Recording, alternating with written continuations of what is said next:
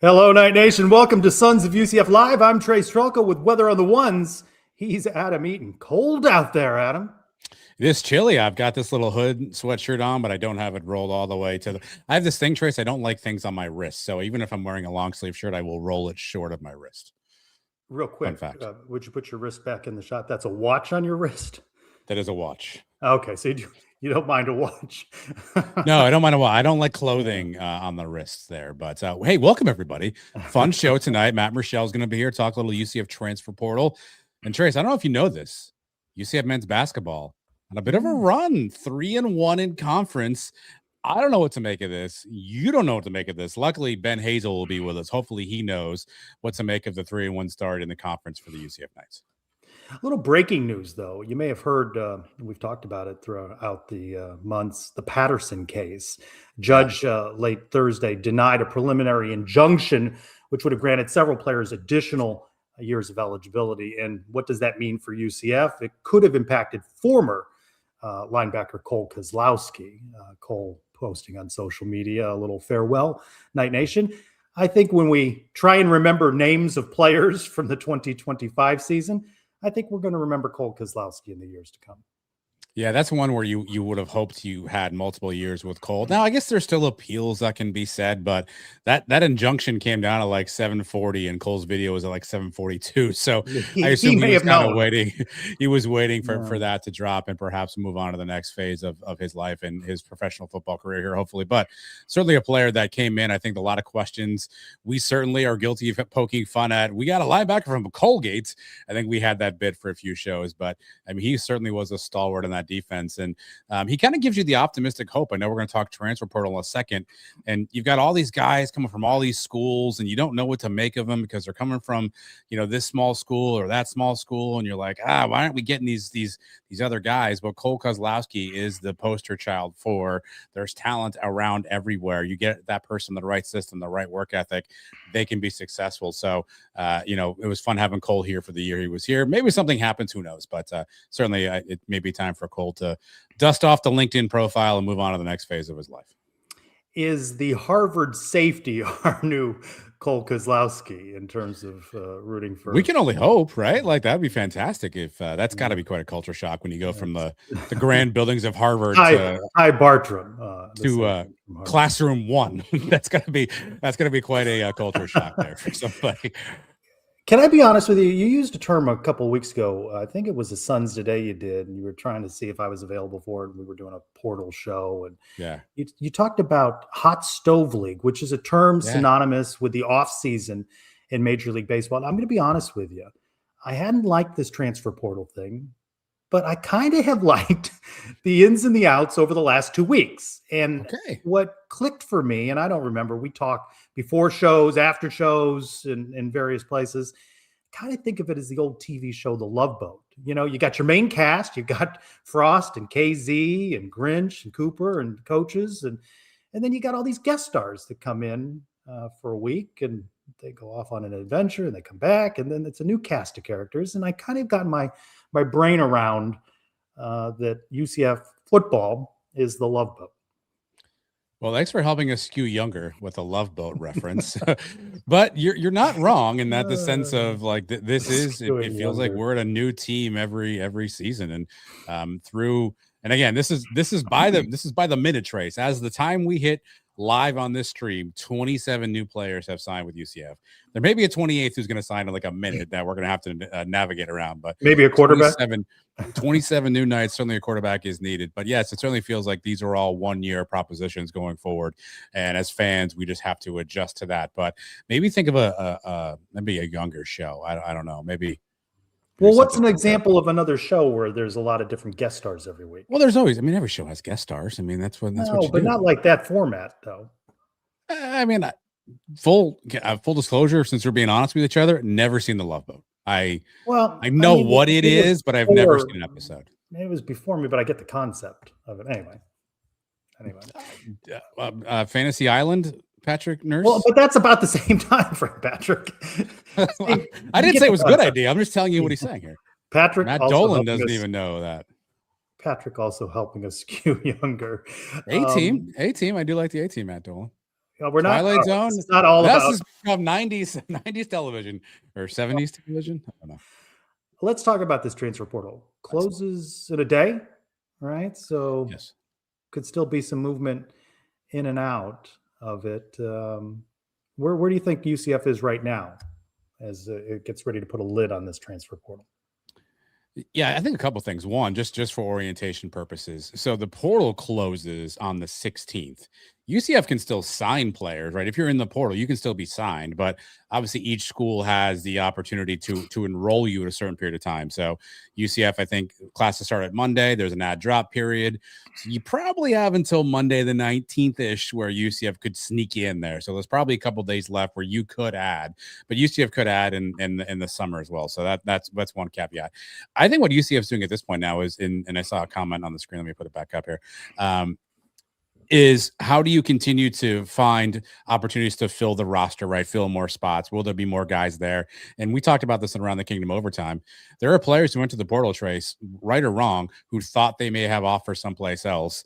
Those offers have not materialized. And now they're sitting around here with 48 hours to go saying, where do I go play? Is UCF in on some of those guys, trying to find the kids who maybe entered in and they can get on the team, maybe at a valuation that makes sense for them, or maybe at a at a playing time minimum that makes sense for them too. So I assume UCF is scurrying to figure out where can they find some guys to add in to fill any gaps from a depth perspective on the roster. But obviously you mentioned QB, probably the biggest pressing need right now, Trace, with Davi Belfort's entry.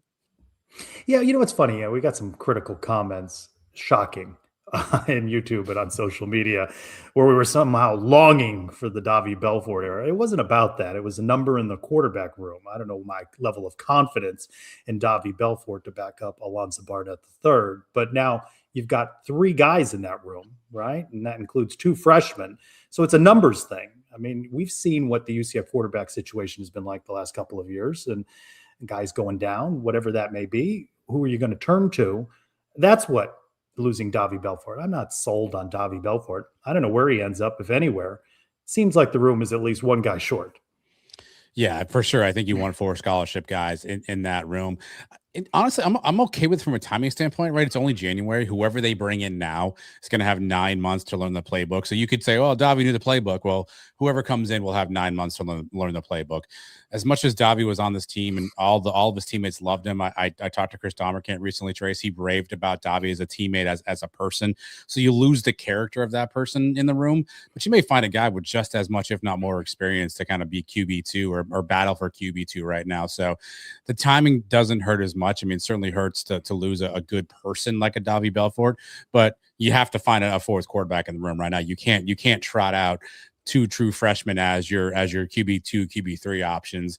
You've seen the last couple of seasons, UCF has had to dip deep into that room to play guys. I think you want at least one more player that's taken at least a college snap somewhere in that room, in that roster, and then you have 9 months to get that person up to speed and figuring out this offensive system. Anyone left on this roster that if they entered the portal would upset you? Lewis Carter. We talked about this on Around the Kingdom too. The Matt Lee phenomenon, right? Where all of a sudden that last minute out there entry realizes, oh shoot, we don't have enough of this player, and all of a sudden no tampering happens, but phone calls are made. I think Lewis Carter is probably a name that I would go, ooh, that one's gonna sting a little bit. Antoine Jackson and Jaden Bellamy are probably right there as well, but I think Lewis Carter is the name that if all of a sudden I look out tomorrow and Pete Nakos is telling me he's in the portal, I'm going to be a little bit upset. Going to be some refreshing across Friday on the socials, seeing what last minute moves happen. And one of the people that will be watching that is Matt Murschel from the Orlando Sentinel. He is on the UCF beat for all things Knights. And Matt, welcome back into Sons of UCF Live. Hey, how you guys doing tonight? No bow tie. This is, we have Ben Hazel that wears a bow tie after UCF wins. I thought this was going to be a double bow tie show. I almost went with it, but it's been a little chilly today, and I'm kind of bundled up, and so I'm just trying to stay warm. It's my wife's got the door to the apartment open. We got some cold air coming in, so I went with the sweater. So I'm sorry. No, there's no dress code requirement. Apology accepted, Matt. Don't let Trace get you. No dress code requirement. Can you help us establish a little bit of a baseline here? are we thinking UCF maxes out at 85 players? And how many do you have them? Adam just said 27. Is that the number you have them at right now? Yeah, I've got them at 27. I mean, they may add a few more. Again, I think the most interesting question, not just for UCF, for a lot of these teams, and this was brought up when I was covering one of the local bowls here in Orlando, the Citrus Bowls. Steve Sarkisian, the Texas coach, brought this up is, will a lot of teams actually try to go to that 105 mark, or they use their money wisely? Maybe they'll say, well, we'll stick at 90, we'll go 85, or maybe we'll go to 90 or whatever. And then, use whatever's left and then kind of make sure they spend some of that money, maybe a little bit more on certain areas, rather than maybe trying to, he called it watering down a 105 roster, which, it is interesting to see. I think it's going to be, I don't think they get to 105. I don't think UCF does. I think they're going to give themselves a little bit of room. And I think they want to use their money wisely. I mean, they want to make sure that whoever they get fits what they're trying to do. I mean, so far, I think they've done a pretty good job of that. We knew going in they weren't going to go nuts like they did last year because of Scott coming in his first year, and they had to go out and get a lot of talent to replace on the roster. But I think 27 to 30 is probably where I had them kind of going in when it came to the transfer. If no one else leaves in the next 12, not even that, the next day or so. If no one else enters the portal, I think they'll be fine. I know you haven't had a lot of time to study what it means in every room, but as you glance at this roster, you've seen names come in. Is it on paper a better roster than a year ago, in your opinion?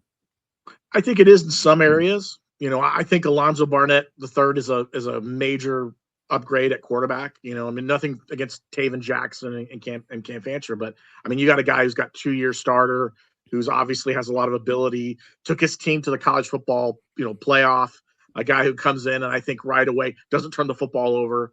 I think a guy right away who could elevate that room. I think that's a huge help for them. I thought at wide receiver, where last year we didn't know what that group was going to be. I remember Trace, you and I asking, Scott, what's this room going to be like? What's this room going to be like? And we saw some guys start to emerge there, Dwayne Thomas and, Wade and Charles stepping up. But now they've got a couple players there I think is going to help them out as well. And the offensive line, I mean, they got depth and they got guys who had some snaps and have played some starts elsewhere. But I need to kind of know, are these guys really going to step in and what they're going to be like? And then and on the defensive side, I thought they filled some holes. But again, edge is one that I'm interested in. You lose Malachi Lawrence, you lose Nigel Kelly. Do we think guys like, Brad Gurley, who they signed today, do we think him or Bruno Dahl, are they going to be the guys who are going to step up? Or Sincere Edwards is going to be the guy who's going to be there? Who's going to be the guy that steps up there? I think there's some questions there, but I thought they did a good job on depth. And I thought one of the biggest, it wasn't even a transfer signing. One of the biggest, celebrations they could have is getting Horace Lockett to come back. I mean, listen, there's a guy who, we all intents and purposes, we thought was going to be back. And then he jumps in the portal and it's looking like he may have visits at, Notre Dame and some other places. And all of a sudden he's coming back to UCF. And I think he's going to be a huge piece, at that tackle position. So I think overall, yes, this is a little better roster. And it's going to be interesting to see at some of these spots where some guys kind of emerge to be maybe the voice of that room. Matt, let's stay on the roster for a second. College football is weird, right? It feels like every year now it's a 1-year deal, right? Every year is just 1 year independently, and it's all transactional. When you look at what UCF's brought in, do you see a team that you think is trying to win now? Or do you think the players they're bringing is trying to sort of build for the future when you look at sort of what UCF's acquired so far in the portal? Well, I do think they're trying to win now. I think they want to definitely get better than they were this past year. I mean, you don't spend money, and I definitely think they spent more money at quarterback than they did last year. I mean, in the sense of getting a starter. So, I mean, you don't make that kind of commitment unless you're going to say, we're going to try to win more this year. I do think they brought in a lot of guys that have multiple years of eligibility left. And that's key for them, because if they can get them, on the roster, maybe they could find those guys that they can decide, okay, we like being at UCF. The money's decent. We're not going to really go anywhere else. Then you can kind of continue to build that foundation for the future. I think they got a lot of 1-year guys too that are going to come in and basically play 1 year and be gone. But I think those are guys that they feel like are going to probably step on the field right away. Probably going to be guys that they expect to get a lot of snaps on them. So it's kind of a mix, Adam. When you look at this, like I think they do want it to come out there and they do want to try to win. They feel like they're going to have to start showing some signs on the field. I think as much as it's just year 2 for Scott, I think They understand that there's a lot of pressure to win. And you look around college football and you saw what BYU did this year. You see what Texas Tech has done. You see what some of the other schools are doing. You look at Indiana, who's a program that was, abysmal for football for over 60 years. And now all of a sudden they're in the national championship game. I don't think necessarily you've got that, maybe like that's where we're going to be at next year. But I think they feel like, okay, we're making the right moves to kind of build a foundation to maybe start to get to that process. I know you heard us talking about quarterback, Matt. Obviously, Davi Belfort goes in the portal now, so only 3 scholarship quarterbacks on the roster. 2 are true freshmen. One of those is Rocco Marriott, who was kind of along with Tyron Horns, kind of the crown jewel of this recruiting class, and a player that a lot of people, I think, assume is kind of the future of UCF quarterback. What do you think they do in the quarterback room? Do you think they go get another 1-year guy as a backup? Think they bring in a younger guy to compete with Rocco? Do you have any sense of what you think UCF might do, or what you think they should do at sort of that quarterback room position? I think, if it's me, I mean, I would get another backup. I think Trace mentioned this earlier. I mean, they've had such issues at quarterback the last few years, especially with injuries. I mean, listen, and to be honest, I know Barnett had an ACL injury, 2 years ago. So we're not even a year ago, really. We're not even talking about, there's a guy who's had some injuries. So, you want to, unless you're just committed to the idea that, okay, Rocco's probably going to be your number 2 guy, and we're going to get him a chance to go out there and get some snaps and get more opportunities.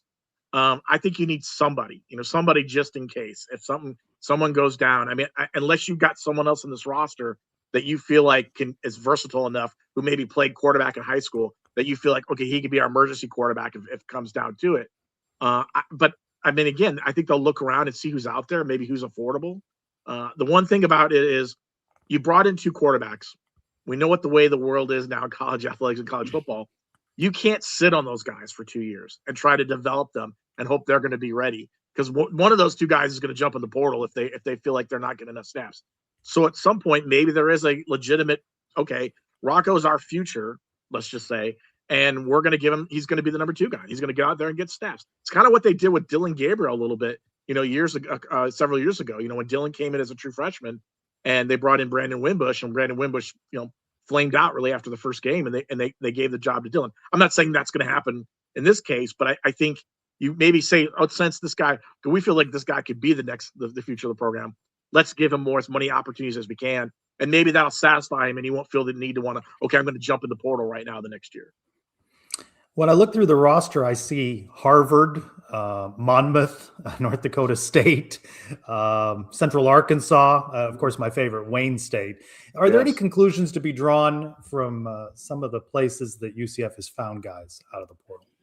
I think they're smart. I think they looked at the portal and they said, okay, here's all these guys from Power 5 and for Group of 5 schools. And they thought, okay, this is where, again, this is like the NFL free agency. This is where they are tagged budget-wise. I'm sure they have a board, and this is how much these guys probably want. This is what they're looking at. And then they look at some of these other areas, and they think, okay, we can get some guys who are just as talented.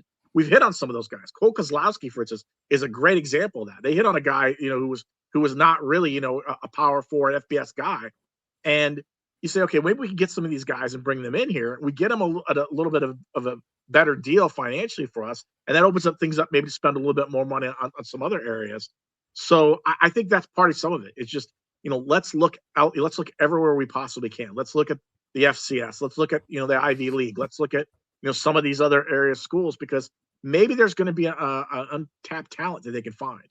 I think the idea of just going after, it's like high school recruiting. You can't go in the 4 stars. What do you do? And I think at some point you think, okay, we got to think outside the box a little bit. And I mean, there are no discounts in college football right now when it comes to that. So I think they're just trying to find maybe some of the good fits. And I think that the staff has done a good job of being out there trying to think outside the box a little bit, And I know I've heard some fans are like, well, there are no P4 guys, or there are not as many P4 guys, or not as much, G5 guys. It's like, yeah, but these guys could step in and be really good. I mean, I'm sure they saw their film. I'm sure they looked at it, and I wouldn't be shocked to see them to go out there and try to find some of these guys to fill those holes. If you give them that they have Big 12 depth, Power 4 depth, Power 4 starting lineup, is there enough depth there, especially along the offensive and defensive line? That's my concern as I look at their roster. Yeah, I'm with you. The offensive and defensive line to me is the concern, especially offensive line. They've got a lot of guys that we're not sure if they're going to be back. When you look at the roster, there's guys who should be back, who are on the roster this year, but have not announced they're transferring, but you're just not sure yet. I mean, we'll know after tomorrow, I'm sure. But, they brought in, what was it, a little bit more of a handful of offensive linemen. Plus they had, they've got guys who are coming back who have experience, but they need that depth there, because they got to make sure they get, not only do they got to replace 4 guys on the starting lineup on the offensive line, but they got to make sure they've got a whole nother rotation that can come in there and help them out. And the same can be said for the defensive line. And you got to make sure you have enough guys you get in there. I'm surprised they didn't add maybe another tackle, just to maybe kind of help them out a little bit there. I think they've done a good job in the secondary, and I think they've done a good job pretty much elsewhere. Linebacker was one where I thought they've added a lot of pieces there as well. But the line, to me, that's the biggest question mark. If you were to say what's the biggest question mark right now with this class, is this offensive line good enough? Because I knew going in to the portal window, they had to upgrade this offensive line. I mean, they've spent we've seen 2 or 3 years now in the Big 12, and their offensive line has been okay, but it hasn't been elite. And I think at some point they got to find a way to make sure they get those guys and kind of develop them to that spot. Matt, I know recently you had a piece in the Orlando Sentinel about Alonzo Barnett and kind of his journey to UCF. You said earlier that you think he's a really good upgrade. What do you like about Alonzo Barnett's game, and how do you think that translates in this kind of Scott Frost, Steve Cooper offense? Well, I think the biggest thing, and I noticed this, was that he doesn't turn the ball over. I mean, he's very good with keeping the ball. I think that's an important issue. I've been talking to his high school coach. And he said, "Listen, he's not gonna be careless with the ball. He's not gonna have unnecessary turnovers." I think that's big. I mean, not to take any away for the guys who were here last year, but if you don't turn the ball over, there are times when UCF is in some of those games. They were in some tight games at times, and then a couple turnovers here or there, especially late in the season, and it just kind of swung things over. So he's a guy that doesn't turn the ball over. I think the other thing that I'm talking to his high school coach, Darryl Brown, was, he's a guy that's a leader, the players like him. The players want to be around him. It talked about growing up, had to kind of take that next couple steps, take that, to become an elite quarterback. I think having those opportunities, I think he's had to go out and work to win the starting job 3 times when he was at James Madison, and he's won it all 3 times. And I think that's impressive to me. I mean, that just shows a guy who, probably realized he's got to do a little bit more to make sure he gets this job. He's not going to have that. It's not going to happen here. He's going to be the starter for sure. But I think coming in and then talking to some of the other guys, who have signed on and coming in here have said, they've maybe spoken to him a little bit. They're impressed by him. They're impressed by the idea. He's the guy. He's going to be the man. If he's got that confidence, like everyone seems to think he has, I think that's going to be huge for him. You come in with a lot of confidence. I think that's what this team needs. They need someone on the offensive side of the football who can walk in with a little swagger, not be overconfident, mind you, but a guy who comes with a little bit of swagger and maybe get that offense to step up and be able to make the calls on the field, to be able to maybe say to a guy, "Hey, you missed that, route. You need to make sure you're there," and kind of being able to be that leadership. We were talking earlier too, Matt, about, obviously the portal, you want to acquire guys. UCF actually retained a fair number of guys, particularly in the defensive side of the ball. Who are the guys that you are, I don't want to say glad, but you think were crucial or key for UCF to retain from last year's roster on this year's team? I thought Jaden Bellamy was probably number one. I mean, outside of Horace Lockett, who I mentioned earlier, but I thought Jaden Bellamy was huge. I think there's a guy who obviously had plenty of experience, was going to be kind of an anchor piece to the cornerback room. And Antoine Jackson was another one. I thought getting him to kind of come back was huge for them. Damari and Damari Henderson, Braden Marshall were huge. I mean, there's 4 starters right there. I mean, yeah. You can keep starters coming back. I mean, that's huge, because that means, okay, now we don't need to necessarily replace those guys. We could just add pieces around them. I think that's what they were able to do. I thought, again, RJ Jackson was another one when he came out and said he was coming back. I think RJ Jackson was, guy had a good year last year, stepping in and helping out. I think, you could expect more from him. So I thought those guys were huge, kind of pieces to have back, and those are the ones that, when you can build off of that. I think that's what UCF didn't have last year, because Scott comes in, he's new, the roster just, leaves and waves, and he didn't really have those pieces maybe to kind of build off of. And now you've got pieces like that. I think that's what they would love to do year in and year out, is have guys like that, have a dozen guys that maybe are committed to coming back and signed and ready to go. And I think that just helps make the process a little easier. I wouldn't say, I don't think any of the coaches are going to tell you it was an easy process this, but I mean, I think it just helps them out a lot to have that, to have those guys coming back. Earlier, you said guys with a couple of years eligibility. Have we heard anything that those mean multi-year deals for guys? Have you heard any of that yet? No, I haven't. And that's a good question, because in today's day and age, are you going to sign guys to multi-year deals? Can you get them locked into a multi-year deal? I think UCF would love to do that in some cases. If I'm a player, I'm not so sure I necessarily want to get a multi-year deal just yet. I mean, because again, if you're a guy maybe who is, you mentioned, some guys who went from like, Wayne State, if you're a guy who maybe is coming in here and you're just trying to prove yourself, maybe you want a 1-year deal, because then you want to be able to up that the next year, but if you're locked into a 2-year deal, maybe you feel like you can't do anything. Although, nowadays in today's college football world, those deals don't really mean much. You could come in there and maybe ask to get more, but I'm sure that's something UCF maybe has looked at in some cases, but I've not heard whether any of these guys are signing any of that. Everything's so hush hush. And this is one of the things that drives me nuts about where we're at right now with the sport is there's no transparency. Outside of agents who will throw you numbers to say, Brendan Sorsby got, $5 million or things like that. You don't get a lot of information. Players aren't really comfortable telling you what they're getting. And, I think, it becomes one of those situations where if you're lucky, maybe a school will maybe sometimes drop it, but most likely they're not going to tell you, because they don't want to let you know how much they're spending on each guy, because they want something to happen. Let's switch sports real quick. I don't remember you at any point saying you expected UCF to be 3-1 in men's basketball. I may have missed it, but I don't remember you saying it at all. No, I didn't think they'd be 3-1. I mean, going into the season, Tracy, you and I talked about this. I think I felt like they had to go 9-9 in the Big 12 if they're going to have a chance to get to, the NCAA tournament. And this team is a lot better than I thought they were going to be. I think you see where they've got scoring where they need it. The guys have stepped up. I thought defensively they played a lot better. Riley Kugel has had moments where he's looked like a guy who could be a first-round NBA type player, and then you've seen other guys step up. Themis Folks has been, what a pickup he's been for them. The guy is an assist machine. Jamichael Stillwell has been great, rebounding.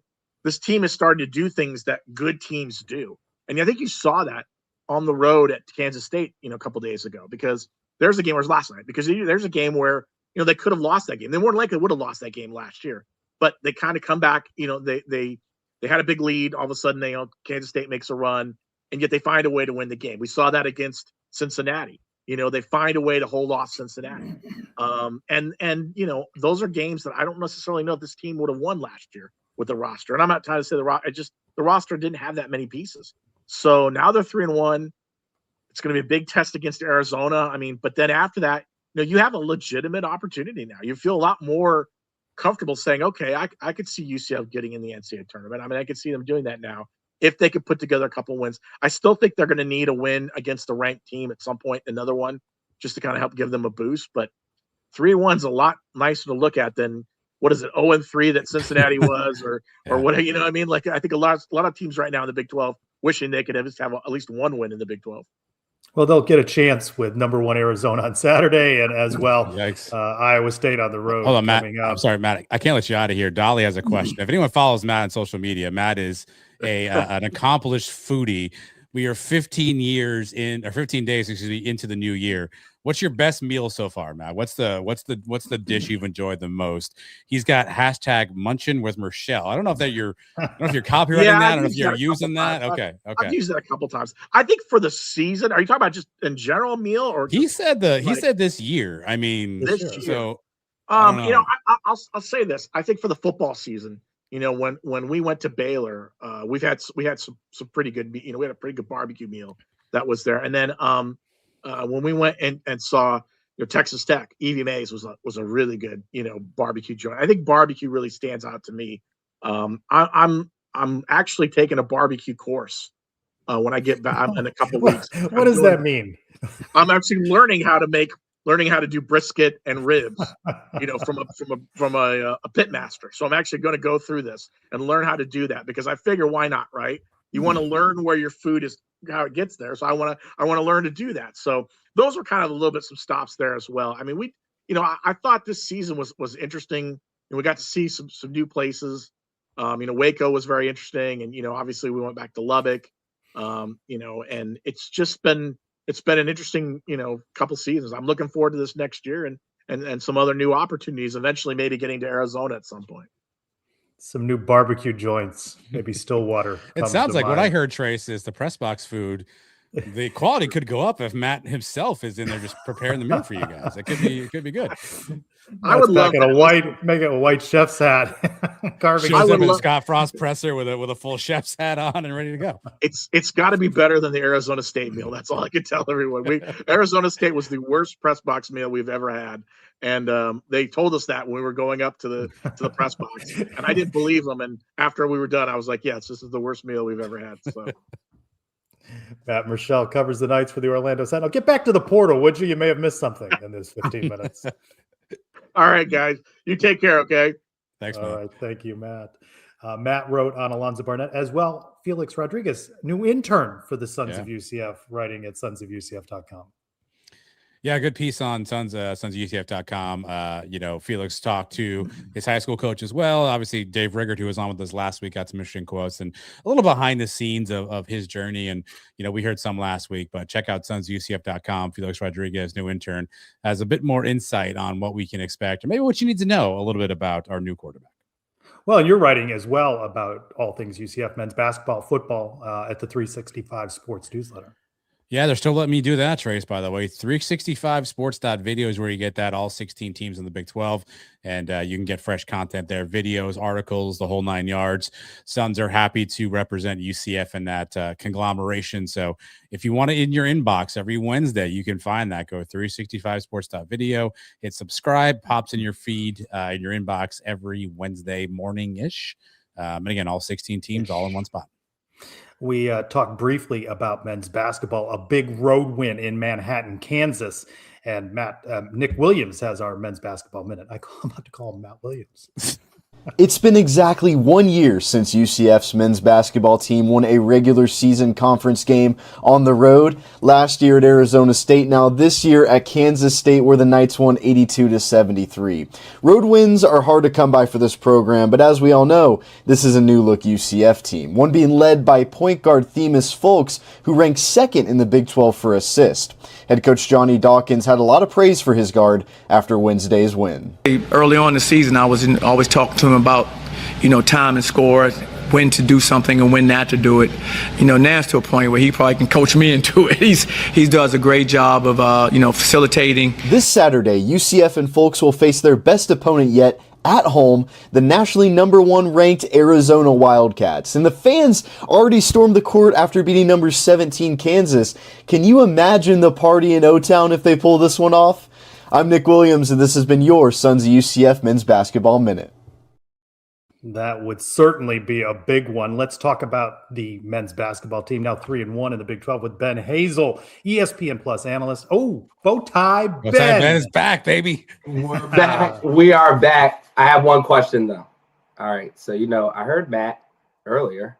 Are we not a good team yet? We're not convinced. We don't think we're a good team. He said we look like a good team. We're doing things that good teams do.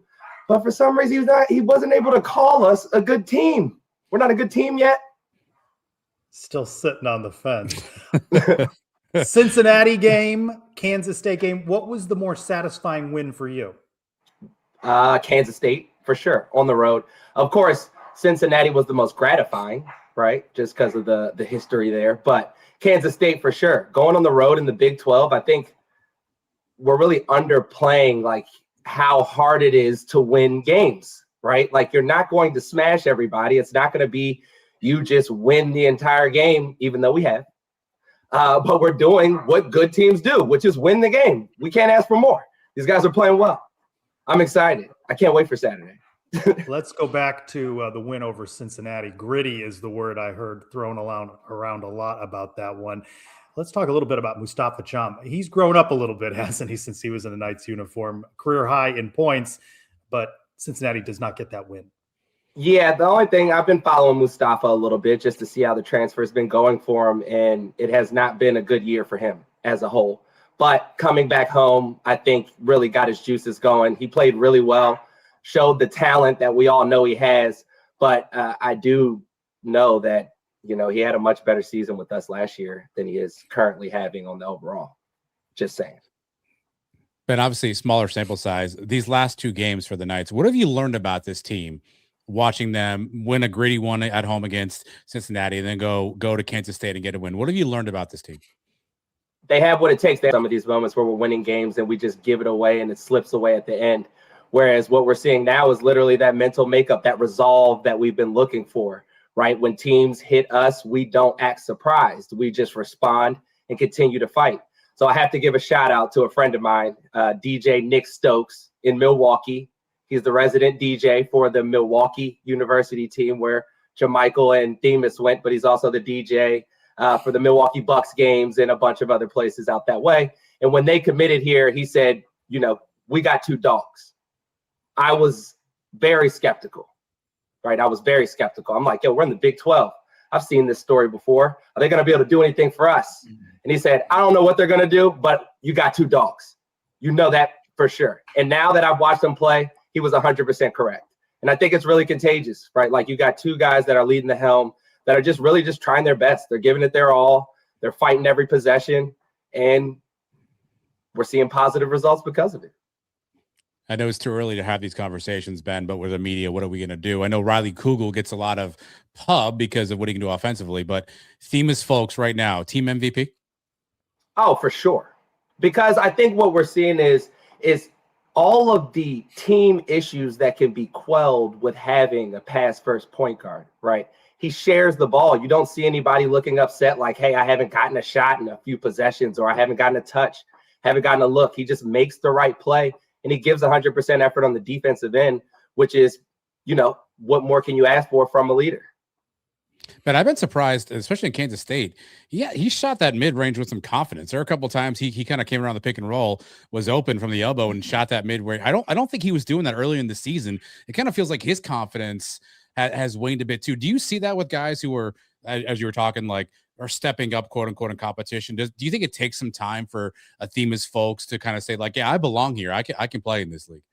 100%. And I think a little bit of that learning curve that people don't really take into account when you have a pass first point guard like a Themis, Coach Dawkins said it, just time and score, right? Like, when is your time to shine and when are you supposed to be getting other people involved? At what points in the shot clock are leaning towards you getting the shot versus you coming all pump faking that and then getting that ball to somebody else when it comes back to you might be a time when you try to score. I think he is understanding that at a rate that we just haven't seen, and he's just taking advantage, right? Like, he's having games where he's not really scoring a crazy amount, but he'll make the game winner, right? But he'll come in the next week and not say, hey, I need to score a whole bunch more, but now I'm just going to hit you with another double-double and get another 12 assists and then just score when we need it. So he's been extremely impressive. He's the guy that I would say has just gone above what I even thought he was capable of. Going into this season, we talked about a whole new roster, and it may take them a while to come together as a team. 14-2, they seem pretty together.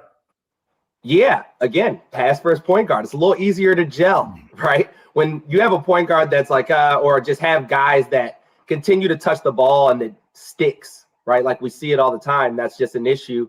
And then other guys get upset like, hey, I'm not getting the flow. So when they get the ball, they do the same. With having a pass first point guard, he's kind of taking that approach like, I don't really care. I just make the right play. If that's you, these 2 plays, that's exactly what I'm going to do. If that's Riley, if that's Jordan, and he's able to make the decision and get guys the ball, especially when they make it too. That's another part. They make a few, he'll keep going to them. So he's been executing perfectly. Guys are sharing the ball. Guys are taking advantage of their opportunity when they get it. And we're going to need all of that on Saturday. What more do you need to see from this team defensively? Consistent effort for 40 minutes. I mean, the standard cliche, but you see it down the stretch when guys are really locking in and really understand it's winning time. You see the level of intensity pick up a little bit. On Saturday, we're going to need that for the entire 40 minutes, right? Like, we can't have those lapses that we see a lot from Riley, just where he kind of falls asleep on defense. He's been able to be, kind of hide a little bit just because of his offensive output. But as we play these ranked teams, those are the games where it's like, hey, there's nowhere to hide. We're going to need you to be a senior versus a freshman. That's for sure. What leads to that, those lulls, and how can you coach it out of them? I mean, if somebody knew the magic answer to that, he'd be in the NBA, right? So, I don't know how you get through to him. I think the moment will be one that will help him, right? Like it just being the number one team in the country, things like that, it being just a crazy arena. But it's very minute by minute. You'd be surprised, right? Like you can work on stuff all week. Guy get upset at the ref, and now he just took 3 plays off, right? So it's there's a lot to it. It's a lot mentally, but the thing that we like is that stuff doesn't become contagious on this team. So if one guy kind of falls into that lull, the other guys are like, okay, handle that while we continue to try to pick the energy up, which is what we love, right? Like there's a lot of pride to be had with this team this year, and I'm feeling it. Ben, speaking of things that are impossible for coaches to do, Jordan Burke's in a bit of a slump right now, right? We understand from a player's perspective what you want to do. How does a coach handle a player like that who's in a slump? You want to give him minutes, but he's just not performing in the court, so you sit him a bunch. If you're Coach Dawkins, how do you help a player like Jordan Burks who's right now in a bit of a shooting slump? You try to give him confidence, right? Like try to remind him of those really bright spots, the Duke moments, things like that. But a lot of that's on Jordan as well, because, he's not necessarily a freshman. These guys are getting paid and we're winning games. So I can't feel too sorry for Jordan because we are winning. I just want him to stay focused on contributing to winning, right? So for him, he relies a lot on his jump shot. That's been his biggest issue. At 6'9", you got to find other ways to really affect games, whether that be on the offensive glass, whether that be getting out in transition. You got to pass first point guard, he'll throw it ahead. He's just got to find better ways to take advantage of that and stay engaged. I think that's his biggest issue, is that things tend to snowball.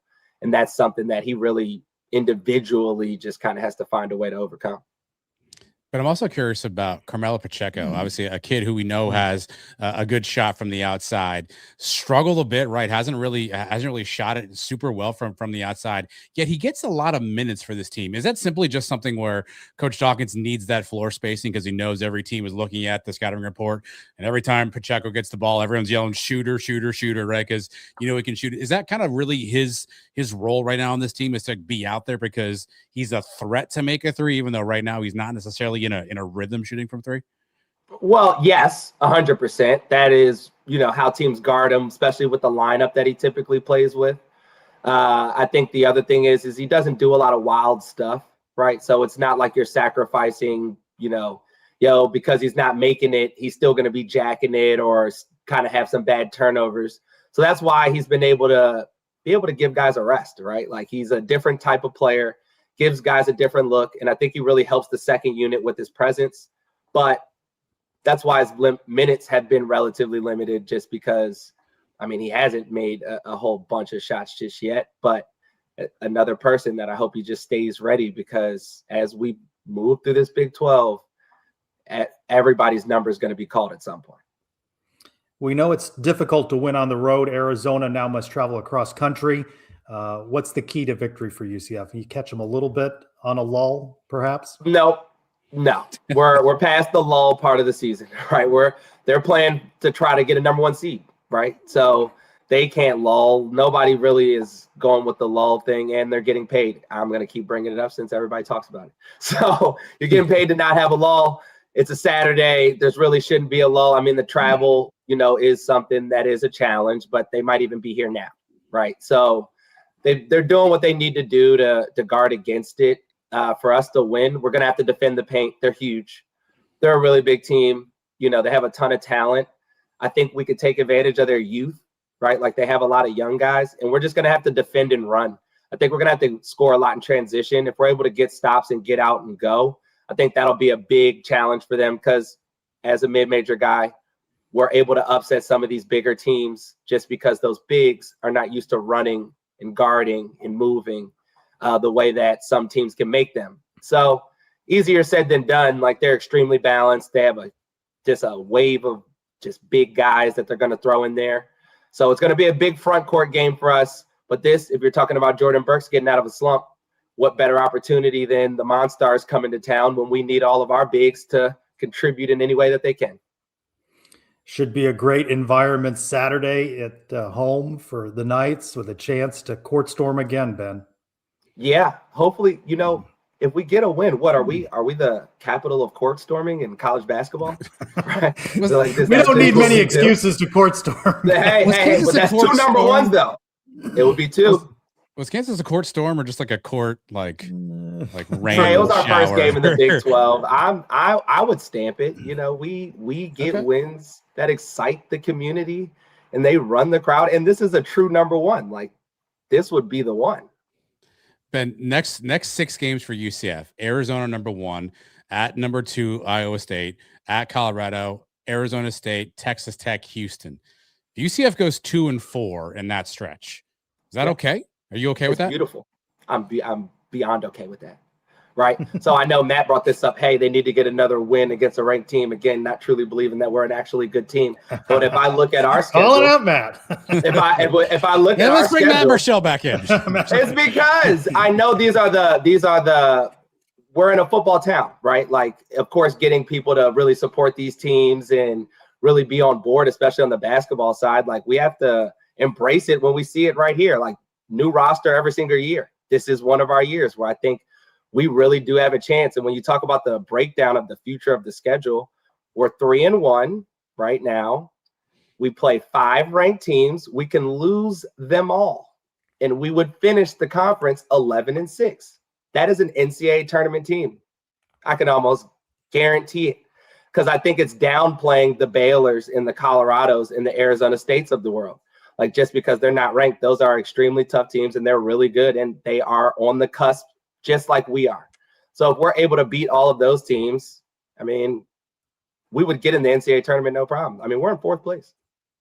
First things first, number 1 Arizona on Saturday, 3-1 Knights take on the number 1 team in the country. Ben Hazel, we appreciate you and glad to have the bow tie back. Yeah, hope to see everybody on Saturday. Bring the energy. We're going to shock the world. I like it. Let's go, Ben. Thank you, Get Ben. those bow ties ready. Ben needs more bow ties. Hopefully all these wins we're going to have. But I do think we talked about this on Around the Kingdom Overtime, Trace. I do think if we go 2-4 in that stretch, there's going to be segments of the fan base that check out and go, here we go again. It's that midseason swoon. But that's why I want to ask Ben, that's still a respectable stretch over that period of time. That still keeps all of your goals right in front of you. So I know there's the freak out moment of you lose a couple in a row and here we go again. But I do think that the way the schedule sets up, I think you go 2-4 in the next 6. Yeah. Do you want to win them all? Absolutely. Would you love to win them all? Sure. But I think 2-4 still puts all your goals in front of you. So don't freak out, everybody. If that's what happens over the next 6 games, it doesn't mean that this team is not going to a tournament or this team is terrible or that we need to fire everybody. It's just a function of the schedule. Still plenty of basketball left to play. And the back half of the schedule, the last 6 or so are more manageable. You just don't want a 6 or 7 game losing streak, as has been the case, in previous seasons. You want to avoid that at all costs. And I want them to be in these games. I understand you. They which helps for the net, right? That helps to be in. I don't want to lose by 25 and 30, right? If you drop to, if you're at Iowa State and you lose that game by 7, like, all right, like that seems like a good fight for a team, right? So I just don't want to get blown out. We all remember the Kansas game where whatever, lost by like 50 or some nonsense, right? Like, we don't need that in our lives. But I think if you can be in these games, I think all the goals are in front of us. So I know. Again, I feel like people are waiting for the losing skid to start. And over the next 6 games, the evidence would tell you it could happen there. That does not mean this season is lost. Arizona Saturday, 4:00, then on the road at Iowa State Tuesday at 7:00. 2 big ones coming up. Everyone is big on the Big 12 schedule. All right. A lot of football talk, men's basketball talk as well on this week's Around the Kingdom and the Pegasus podcast.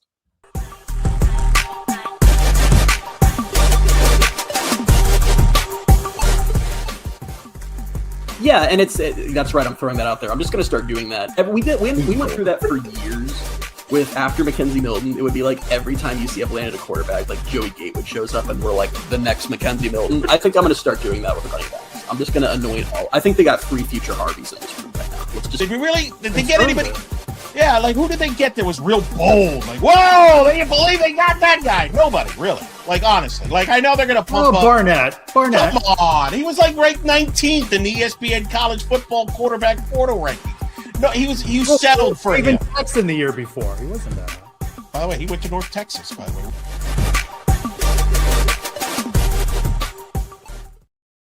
That's the same Eric Lopez that thought KJ Jefferson might be a Heisman candidate. No, he clarified that. He said if you played well, he could be a Heisman candidate. Yeah. Yes. I also am on that show, and yet when I rewatch all that back, I never remember that being on there. It's much funnier when I see it the second time than the first time. I like the guy in the comments on YouTube this week that says, "I'm getting tired of Elo yelling." Me too. Yeah. We go around the kingdom. Women's basketball loses 63-59 in overtime against Cincinnati, 1-5 in the Big 12, 9-8 overall. Against Colorado Sunday at 2 in their space game unis, and then at number 18 Baylor on Wednesday, the 21st at 8 o'clock. FanFest baseball and softball coming Saturday, January 31st, 2:30 to 4:30 at John Juliano Park. That follows a men's basketball game against top 20 ranked Texas Tech. And good luck, UCF cheerleading and dance competing in nationals at ESPN's Wide World of Sports this weekend. Maybe national championship in the offing, perhaps. Time to open the mailbag. Maybe. Again, we're hitting the buttons here. Nothing's. Or we'll just go right to the questions. We can't do this without Brian Peterson. So it's a mailbag. So what? So what? Do you know whose mailbag that is? It's that time again. Time to open the Brian W. Peterson Sons of UCF mailbag. It means a lot. Sons of UCF, man, listen, they gave me a great campaign. Sons of UCF, baby. Hi, fellas. Hi, Coach. UCF cart wrong. I love that name. I had to read that twice. Is that a real handle? That's a real person? You make that UCF up? cart wrong. Over under 0.5 weeks this season, where UCF football is as relevant to the broader college football conversation as the no tax state meme under. Yeah, that meme was interesting though, right? Like, I mean, that got all the way to the folks at the White House. Every school is ripping that off. I still. Are you? Yeah. Are they making fun of us with that meme, Trace, or are they like creative idea? No, they're parroting it. I mean, obviously parroting it from the no income tax states. I mean, it was all the schools in those states, so they just stole it. And I thought it was much ado about. Do you think that's a recruiting pitch? Do you think? No. I think Trent Mossbrucker sitting down across from, I don't think the meme is, but I think it's a conversation that's probably had. Yeah. Across from a defensive tackle and his agent. With going, agents. Hey, by the way, no state tax here in Florida. With agents. Again, I submit to you that Oregon and USC and UCLA are just going to pay more. Explains how we got the Harvard guy. The Harvard guy knows taxes. Knights with a 1 at Blue Skies. UCF football put all their cards on the table. Are they holding out until 116 that Friday and going all in? All in with what remaining money? That remains the question, right? We talked about transparency. How much money does UCF have left to play with? Well, I think this is the leverage week, right? Because if you have a player in the portal that was thinking they were going to get evaluation, they don't have it. Is this where you can leverage and say, hey, let's bring this person on the team? So again, portal closes, but you can still sign guys here. So I think we're probably in a 48-hour window, Trace, 72-hour window of maybe still getting some signees. So we'll see what UCF can unearth at that point in time. That sounds like a Sons Today episode recapping those 72 hours in Night's Lab. Available? Let's talk. Deb G on dash UCF on Blue Sky. Other than Alonzo Barnett, the quarterback, who's your favorite portal edition? We talked a little bit about this, Elo and I, on Around the Kingdom. I'm not sure we asked you on OT. Who's yours? I think you said this. I'm really intrigued by running back Duke Watson. Yeah, he's comes from Louisville. Had a really good 2024 season. I think 7 touchdowns on the ground, 500 something yards. Injured, dinged up in 2025 with an ankle. Didn't play as much. There's a connection here. Trent Mossbrucker came from Louisville, right? Where obviously Duke was. So maybe there's some familiarity there too. So that could be a player I think that's really interesting. And then maybe in that UCF mold, somebody who had a really good year, had a down injury plague season, wants to come back and prove themselves. So I think you throw him in that running back mix. I think I'm curious to see what Duke Watson can do. At Plain Wreckage on Blue Sky, how concerned should we be about what appears to be lackluster portal signings on the O-line? I remain concerned about the O-line, D-line, as I have said.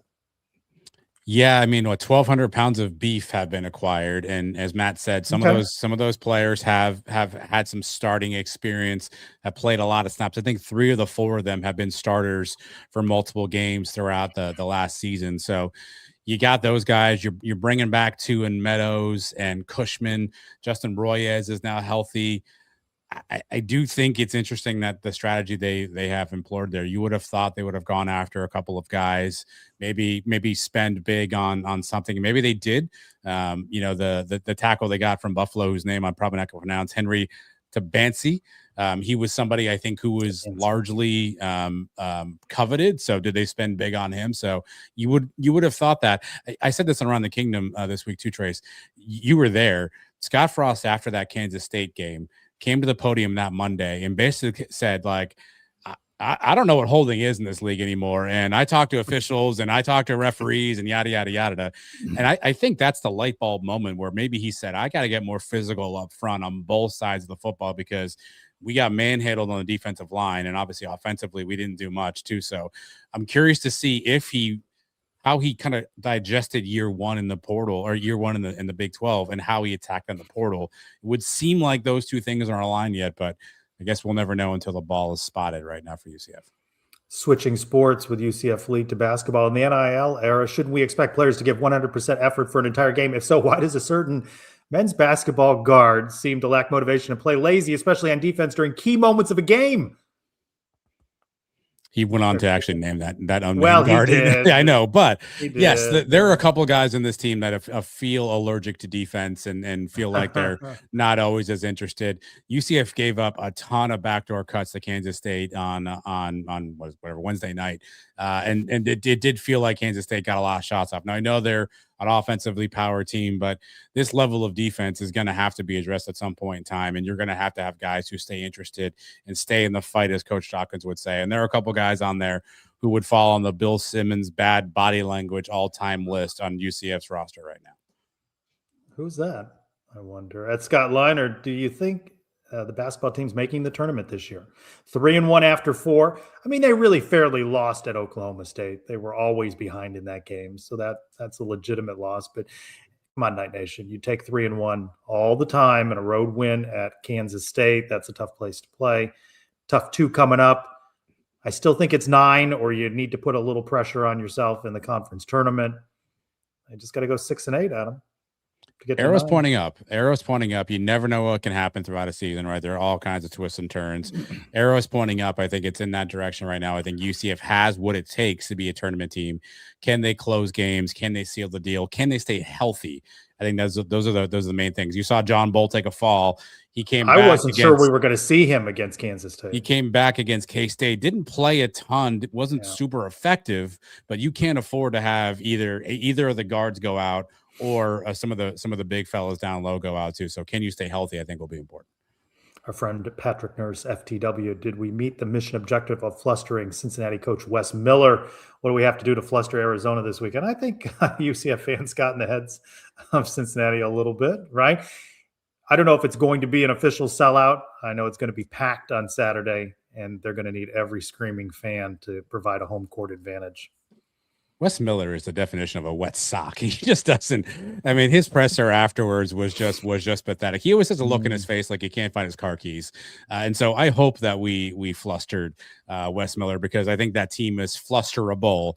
I don't know that Arizona is flusterable. Now they just played. They're coming off a rivalry game against Arizona State. Things got a little chippy.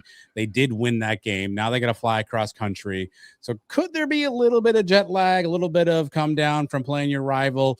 Maybe. Ben just said no. Ben did not buy into the lull. But I'm saying maybe they get up a little bit and they're up by a couple of points and you can stay in this game and somebody gets hot. Carmelo Pacheco figures out where the rim is at or whatever. You have some options available to you there, but it's going to be tough. But I don't think Tommy Lloyd will be as malleable as one wet sock Wes Miller, who somebody MD Night calls Timu Dan Hurley. You got to start strong. Timu, not a positive thing. Start strong. You can't get buried early, right? Got to compete early into this game. Yeah, very helpful. Thanks everybody for your questions. All right, time to play What's in the Box. Is it my question? If you're playing What's in the Box, well, it must be yours, because my box, while here and looking fantastic, does not have a question inside of it. So it's going to have to be to your box. But what's in this box could be something you get from Alumni Hall. 4100 North Alafaya Trail is where you get your goods. Space jerseys for basketball are now available. So if you want to get that new Canaveral blue trace, thoughts on the jersey? No. Okay. If you're a yes, though, you can go get those at alumnihall.com as well if you can't quite make it to Orlando. This is the question of the week right here. Would you rather have a pause or rewind button in your life? Oh, my God. What am I pausing, though? All right, so I didn't expect your reaction. is everything else? Is this like a Zach Morris from Saved by the Bell situation where everything else around yourself me? Again, not skewing younger listen, in the I think demos. more people know Saved by the Bell than the Love Boat, and I think it wasn't about the Love Boat. It was about the changing cast of characters. But you said Love Boat. I think Saved by the Bell will outrank the Love Boat all day, every day. Is this Zach Morris where I pause? I can still move, but everybody else is paused. I'm just going to take the question literally. We seem to have got hung up on whether you wanted to be in a cave or in a tree last week, and that probably would rather have a pause or rewind button. MD Night probably better to go with clicks, since that's probably from this century. I guess I'll go rewind, because if I can't move stuff around in the pause mode, right? So if I can't, like, everybody else is paused, but I can go do something, and then like the scene is back the way that I need it. If I can't have that ability, give me the rewind. I'm going to go with pause. There's just some times when you got to take a break. You got to steady yourself and catch your breath. And so I just. Oh, good question. Is that a limited rewind? Oh, my goodness. I don't know. Dolly with a great job with the max, by the way. Trish, do you know what the max is? No. You weren't one of these guys. You were not into like the teeny bopper soap opera situation, right? You were not a. No. You're not a Saved by the Bell, a 90210. No, I mean, I know what that show is. A Melrose Place. That's not your thing. You're not an OC guy, Dawson's Creek. No, I'm familiar with them.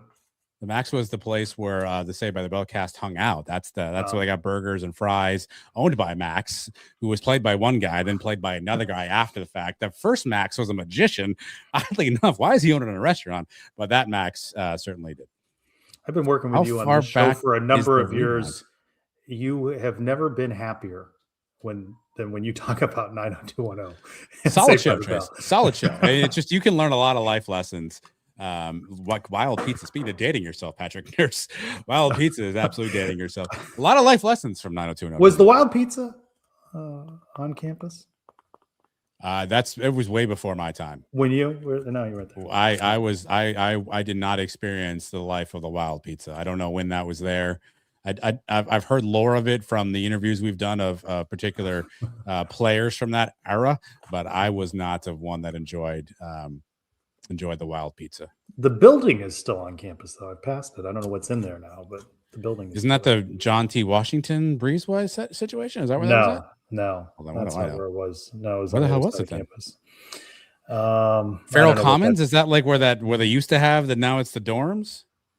I don't remember the name of those. I'm glad we're having this conversation. Neither one of us know anything. Yeah, it was on campus. All right, we established that, Danny Cano. Thank you. No, I know it was on campus. We knew that. And I think the building is still there. I just don't know. It's towards Rec and Wellness over in that area. Econ Advisor still throwing stats at me. Wild Pizza before his time. Where was that, Matt? Thank you. Dolly has do you have time for it? You have time. Do you have time for, let's say you meet somebody in your life, friend, relative, coworker, whomever you want to imagine. If that person says to you, you know what I really hate is the show Seinfeld. Is that a deal breaker? Is that person out of your life? Just that's a deal. Yeah. Just get right out. Okay. Yeah. I can deal with the people I haven't seen it. I can deal with that. I get that. So there's someone who's just like, that was the stupidest show ever. That would be one of them. Yeah, that's a deal breaker.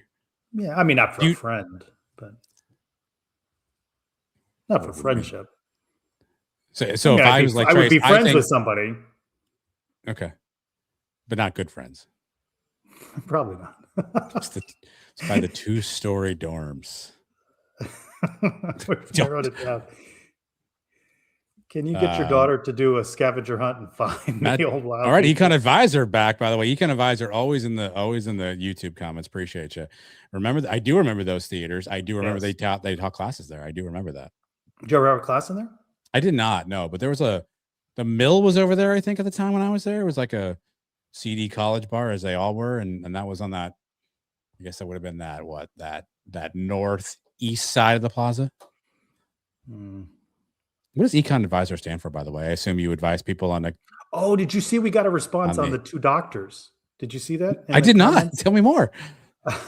It was on Twitter. Two children that are doctors. It was a photo with dad and the two kids. Scroll back through. Oh, I did see that. Okay, I did. All right, yeah, yes. All right, I did see that then. Yeah. All right. Well, so then I was right. I called that one correct. Yeah. So Econ Advisor, what are you guessing there? I'm gonna assume he's some sort of a economic advisor. Maybe he was a professor at some point, or she. I don't know. At some point they were teaching higher education. It was the east side of the admin building. He or she taught classes once fire ants got in. Let's just leave the story there. We'll pick that up. Leave it there. We don't need to know anymore. Cliffhanger on the fire ants. Let's get out of this in a hurry. Send us video questions for the mailbag. We are also open to getting your what's in the box questions. I want to thank Matt and Michelle from the Orlando Sentinel. Busy watching the portal tracker at theorlandosentinel.com, and also Bowtie Ben Hazel back. Feeling this team is pretty good at 3-1. This men's basketball team hosting Arizona. Big one on Saturday. Adam and Sons of UCF will be there. Count on us for complete coverage before, during, and after. For Adam Eaton, I'm Trey Strelko. Go Knights! Charge on and stay warm. I'm Eric Burris, meteorologist at West 2. Thank you for watching Sons of UCF. And that's dedicated to JP Gilbert. If you want the weather, Aaron Godin Pollock was in the old student union before the student union. Yeah, but that's not anywhere near the student union. I just don't know what that area. It's towards Rec and Wellness. Yeah, I think it's by Farrell Commons. I think it's what they call it now. It's by. I think Matt Dolan was right. It is by the old 2-story dorms. And I just don't know what's in there now. I just know the building is there. There's like Knight's Pantry. Is that where Knight's Pantry is? I don't know. Well, why do we keep asking you these questions? Every time I do, you say I don't know. And this is why we end.